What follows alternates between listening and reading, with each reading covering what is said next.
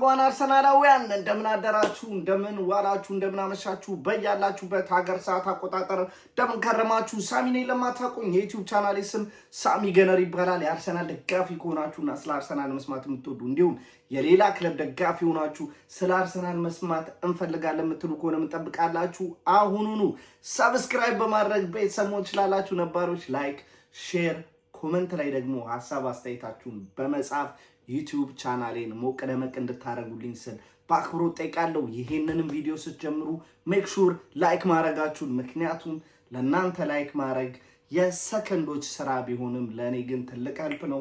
የዩቲዩብ አልጎሪዝም ይሄ ቪዲዮ ብዙ እንደዚህ አይነት ኮንተንት መስማት መመልከት ለሚፈልጉ ሰዎች ሪኮመንድ ስለሚያደርግልኝ ማለት ነው። እንዴት ከረማችሁ? ሳምንታችሁ እንዴት ነበረ? በእኔ በኩል እጅግ በጣም አሪፍ ነበረ። በቻምፒዮንስ ሊግ ማች ሪያክሽን ቪዲዮ ነበር ላስት ታይም የተገናኘ ነው። አሁን ደግሞ ባበደ ቪዲዮ ተገናኝተናል ማለት ነው። በ35ኛ ሳምንት የእንግሊዝ ፕሪሚየር ሊግ መርሃ ግብር አርሰናል በሜዳው ኤምሬትስ ፉላምን የሚያስተናግድበት ጨዋታ እጅግ በጣም ይጠበቃል።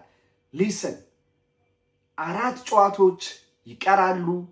ነገ አንድ ጨዋታ ስንቀንስበት 3 ጨዋታዎች የፕሪሚየር ሊግ የውድድር ዓመት ሊያበቃ የሚቀሩ ይሆናሉ።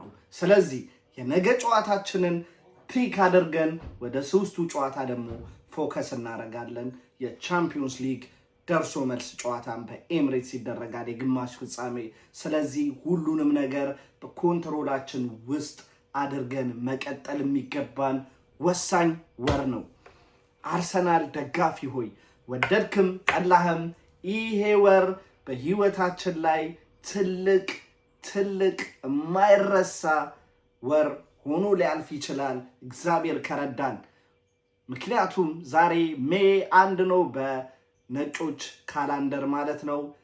ስለዚህ እስከ ሜይ መጨረሻ ድረስ በዚህ ወር ፕሪሚየር ሊግም ያልቃል የቻምፒዮንስ ሊግም ፋይናል የሚሆነው በዚህ ወር ውስጥ ነው። ስለዚህ እግዚአብሔር ከኛ ጋር ከሆነና ከረዳን የ2 ዋንጫ ባለቤቶች ሆነን የመጀመሪያ ቻምፒዮንስ ሊግ አርሰናል ሲያነሳ ዊትነስ የሆንበት ዓመቱ ነው። እንዲሁም ከ24 ዓመት በላይ ጠብቀን ደግሞ የምናነሳው የፕሪሚየር ሊግ ዋንጫም ታሪካዊ ወር ሊሆን ይችላል። እንግዲህ እያንዳንዷን ጨዋታ እንደ ፍጻሜ ቆጥረን መጫወት አለብን ብዬ አስባለሁ። የነገውን ጨዋታ አንድ ብለን መጀመር አለብን። ፉልሃምን በሜዳችን ኤምሬትስ የምናስተናግድበት ጨዋታ አለ።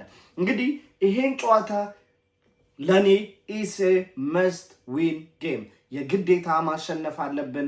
ምክንያቱም ተከታያችን ወይም ደግሞ ተቀናቃኛችን ማንቸስተር ሲቲ ላይ ፕሬሸሩን ጫናውን ምናሳርፍበት እንጂ ጭራሽ ነጥብ ጥለን በርቱ አይዟችሁ እኛ ተስፋ የለንም የምንልበት ጊዜ መሆን የለበትም። ነገ በሜዳችን አድቫንቴጅ አለን። የደጋፊያችንን አድቫንቴጅ በደንብ መጠቀም አለብን። ደጋፊ ኤምሬትስ ስቴዲየም የምትገባ ደጋፊ ምን ማለት እንደሆነ በሜትሮፖሊታኖ ስቴዲየም ዋንዳ ወይም ደግሞ በአዲስ ስሙ ሪያድ ኤር ሜትሮፖሊታኖ በቻምፒዮንስ ሊግ የአትሌቲኮ ማድሪድ ደጋፊዎችን ተመልክታቸዋል። ስለዚህ ኤምሬትስን ሞቅ ደመቅ በማድረግ ይሄን ነጥብ ይዘን ከወጣን ከሲቲ በ6 ነጥብ ርቀን እንቀመጣለን። ሲቲ ከዛ በኋላ እኛ ቀጣይ ከምናደርገው ጨዋታ በፊት 2 ጨዋታዎችን ያደርጋል። የመጀመሪያውን የሚያደርገው እንግዲህ ሰኞ ከኤቨርተን ጋር ከሜዳው ውጪ ተጉዞ ነው። ሊስን ኤቨርተን እጅግ በጣም ከባድ ተጋጣሚ። ስለዚህ እኛ የቤት ስራችንን ከፈጸመን በኋላ ሂዊጎ ይሄ የእናንተ ስራ ነው። ካሁን በኋላ የሚቀጥለው እኛ ስራችንን በአግባቡ ፈጽመናል ማለት እንችላለን። እንግዲህ ስለ ፉልሃም ስናወራ ፉልሃም የነገው ጨዋታ ላይ ሴሲኖ እና አሌክስ ኢዎቢ የቀድሞ የአርሰናል ተጫዋች የነበረው የግራ ክንፍ መስመር የማጥቃት ክንፍ መስመር ተጫዋች እንግዲህ የነገው ጨዋታ ላይ በጉዳት እንደማይኖሩ ማርኮ ሲልቫ በፕሬስ ኮንፈረንስ ላይ ተናግሯል።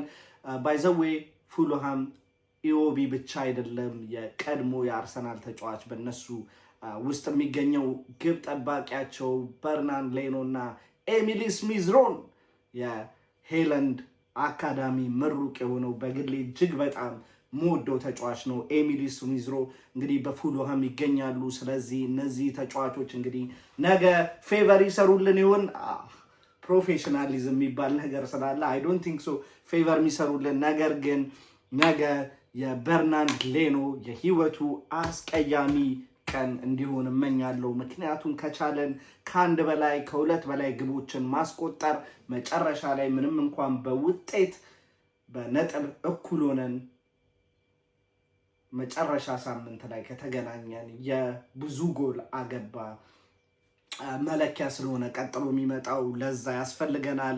ነገር ግን መጀመሪያ ፎከስ ማድረግ ያለብን 3 ነጥቡ ላይ ነው።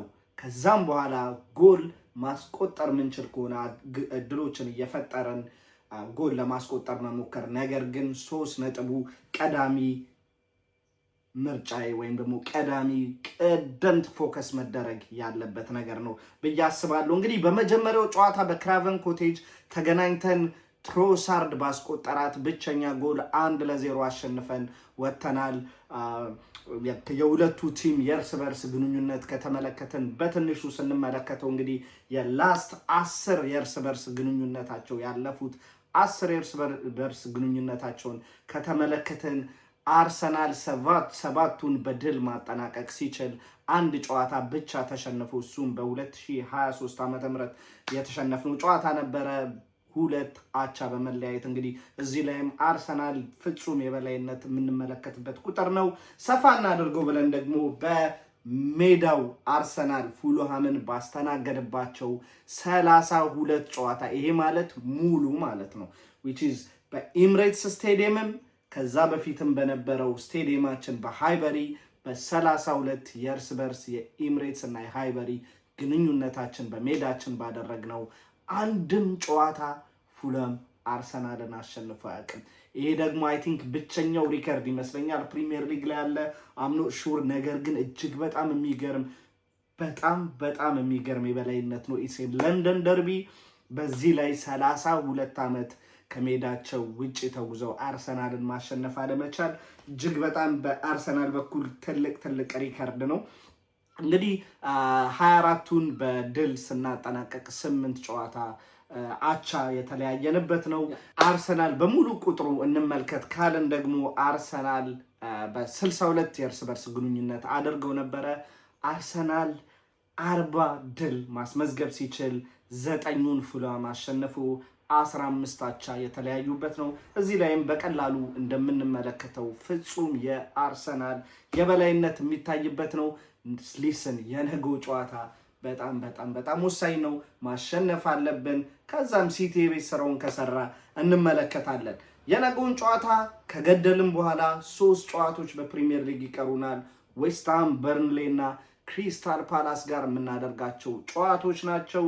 የመጨረሻው ሳምንት የክሪስታል ፓላስ ጨዋታ ደግሞ እጅግ በጣም ለኛ ጥሩ ዜናን ይዞልን ሊመጣ ይችላል። ምክንያቱም ለምን ካላችሁኝ ክሪስታል ፓላስ በአውሮፓ ኮንፈረንስ ውድድር ላይ ለዋንጫ ለመድረስ እንግዲህ ትልቅ ተስፋ አለው። ምክንያቱም ትላንት ባደረጉት ጨዋታ 3-1 ከሜዳቸው ውጪ ስላሸነፉ ኢስ ሞር ላይክሊ ለፋይናል የመድረስ ቻንስ አላቸው። ለፋይናል ከደረሱ ደግሞ አይ ቲንክ ይመስለኛል 2 የእንግሊዝ ክለቦች በኢሮፓ ኮንፈረንስ ሊግ ላይ ፋይናል ላይ የምንመለከት ይመስለኛል።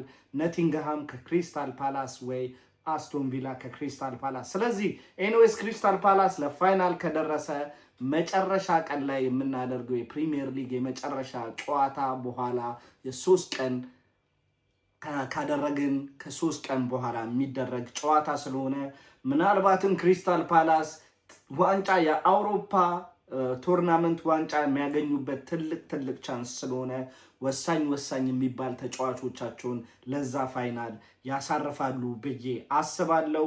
እሱም ብቻ አይደለም ወሳኝም ያልሆኑ ወሳኝ የምትሏቸው ራሱ 1-2 ተጫዋች 3 ተጫዋቾች ማረፋቸው ብቻ ሳይሆን ሌሎቹ የገቡት ራሱ በሙሉ ኢነርጂ ይጫወታሉ ብዬ አላስብም። ምክንያቱም ዩ ኔቨር ኖ ጉዳት ፒክ ልታረጉ ስለምትችሉ ራሳቸውን እየጠበቁ ለመጫወት ሲሞክሩ ለአርሰናል ትልቅ አድቫንቴጅ ይሆናል ብዬ አስባለሁ። ይሄ ደግሞ እጅግ በጣም ጥሩ ኒውስ ነው።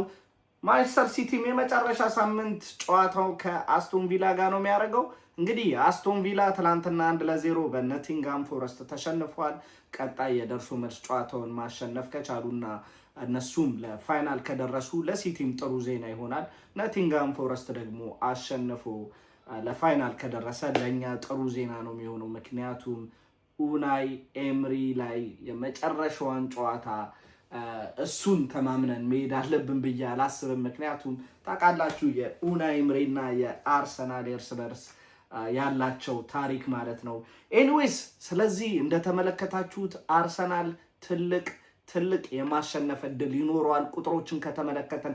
ነገር ግን መረሳት የሌለበት ሁለት ሲዝን በፊት ፉልሃም ጋር የጣልነው አቻ ይሁን አይ ቲንክ አቻ የተለያየ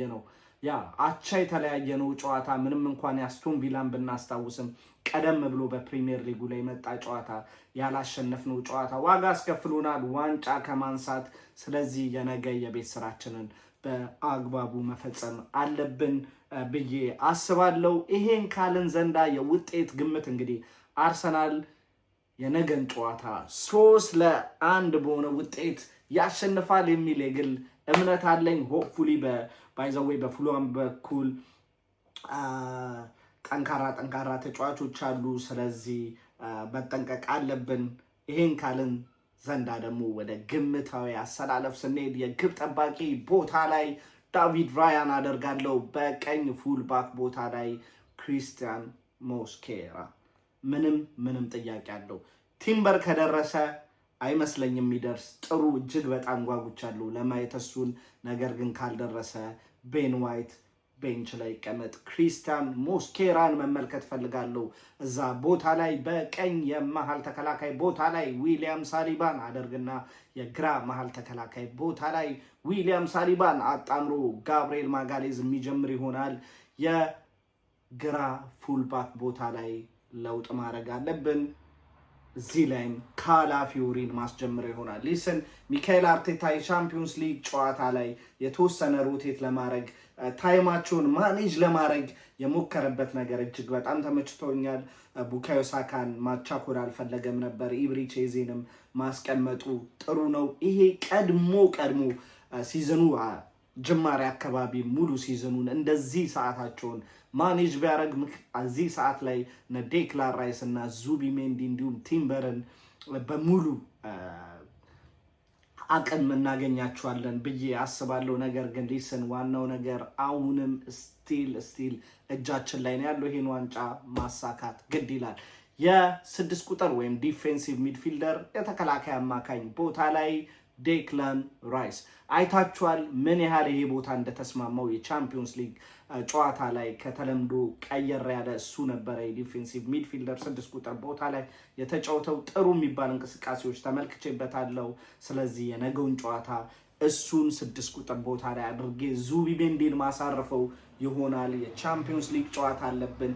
እንዲሁም ተከታትለው የሚመጡ ጨዋታዎች ስላሉ የዙቢሜንዲን ሰዓት ማኔጅ ማድረግ ይገባናል።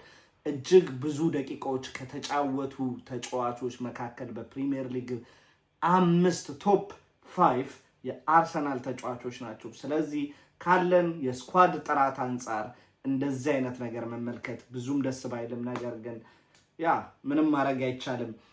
ስለዚህ የመሃል ቦታ ላይ ዴክላን ራይስን በ6 ቁጥር ብያችኋለሁ። በቀኝ የ8 ቁጥር ቦታ ላይ ኦዴጋርድን ማሰለፉ ይመስለኛል። አይ ቲንክ የባለፈው ጨዋታ ላይ ተጎድቶ ሳይሆን የእሱንም ታይም ማኔጅመንት ይመስለኛል ሚካኤል አርቴታ ያደረገው። እንግዲህ ኦዴጋርድን በግራ የመሃል 8 ቁጥር ቦታ ኤብሪቼዜ ጋር በማጣመር እንግዲህ ጥሩ ክሬቲቪቲ ያለው ጠንካራ አርሰናልን እንመለከታለን የሚል ተስፋ አለኝ። የቀኝ የማጥቃት ክንፍ ቦታ ላይ ስንሄድ ቡካዮ ሳካ እንግዲህ 2 ጨዋታዎችን ከተቀያሪ ወንበር ላይ የተነሳ ከማድረጉ የሚታወስ ነው። የኒውካስትሉን የፕሪሚየር ሊግ ጨዋታ እና የቻምፒዮንስ ሊጉን የአትሌቲኮ ማድሪድ ጨዋታ። የነገን የኤምሬትስ ስቴዲየም ጨዋታን ግን በስታርቲንግ ላይናፕ ውስጥ እንዲኖር የምፈልገው ተጫዋችና ቡካዮ ሳካ የናፈቅነውን ነገር እባክህ የነገ ጨዋታ ላይ አሳየኝ። አይ ካን ዌት ያንተን ሴሌብሬሽን ለማየት። ግራ የክንፍ ቦታ ላይ ወይም ደግሞ የግራ የማጥቃት ክንፍ ቦታ ላይ ስንሄድ ደግሞ ማርቲኔሊን ማደርጎ ይኖራል። ሊስን እዚህ ቦታ ላይ ሌላ የተሻሉ ተጫዋቾች ኖረውኝ አልጠቅስም ስም፣ ምክንያቱም ያው እስካሁን አሁንም ድረስ የአርሰናል ማሊያ ለብሶ ለሚጫወት ተጫዋች እያለ የሌላ ክለብ ማሊያ ለብሶ የሚጫወት ተጫዋችን አንስቼ እዚህ ላይ አለመጓግስም። ነገር ግን የአርሰናል የሚቀጥለው ዓመት ትልቁ የቤት ስራ ሁለቱን ተጫዋቾች በመሸኘት ሌላ ሁለት የግራ የማጥቃት ክንፍ ቦታ ተጫዋች ያስፈልገናል። የ9 ቁጥር የፊት አጥቂ ቦታ ላይ ቪክቶር ዮኬሬዝን ነው ማደርገው። እንግዲህ ቪክቶር ዮኬሬዝ የባለፈው ትንሽ የቻምፒዮንስ ሊግ ጨዋታ ላይ ቅር የተሰኙባቸው ነገሮች የቪክቶር ዮኬሬዝ መቀየር ነው። ባይዘዌ ቪዲዮ ላይ አይ ቲንክ አልጠቀስኩትም ረስቼው። እጅግ በጣም ይገባኛል የሚካኤል አርቴታ ያ ለውጥ በደንብ የምስማማበት ነው። ነገር ግን አትሊስት መጀመሪያ ሁለቱን ቀይሮ ቢያስገባ ቡካዮ ሳካና ትሮሳርድን ኳስ ለመቆጣጠር አስቦ ስለነበረ፣ ነገር ግን የጋብሪኤል ጄሱስ ተቀይሮ መግባት በቪክቶር ዮኬሬዝ ቦክስ ውስጥ ተፈሪነት እንዳይኖረን እና ኳሱን ዝም ብለን ፕሮሰስ ለማድረግ እንጂ ቻንስ ክሬት ለማድረግ ክሮሶች ለማድረግ የጋብሪኤል ጄሱስ አጫወት አልተመቸንም፣ በግልጽ የታየ ነበረ። ስለዚህ የነገ ስታርቲንግ ላይናፕ ይሄን ይመስላል። የእናንተስ የውጤት ግምት ምን ይመስላል? እንዲሁም የግምታዊ አሰላለፍ ላይ ቅራኔ ካላችሁ ይሄ ቢሆን ብላችሁ ሀሳብ አስተያየታችሁን ኮመንት ሴክሽን ላይ ጻፉልኝ፣ እንወያይበት። ለዛሬ የነበረን ርዕሴን ይመስላል። አማ ፍሮም ሂር ካም ኦን ዩ ገነርስ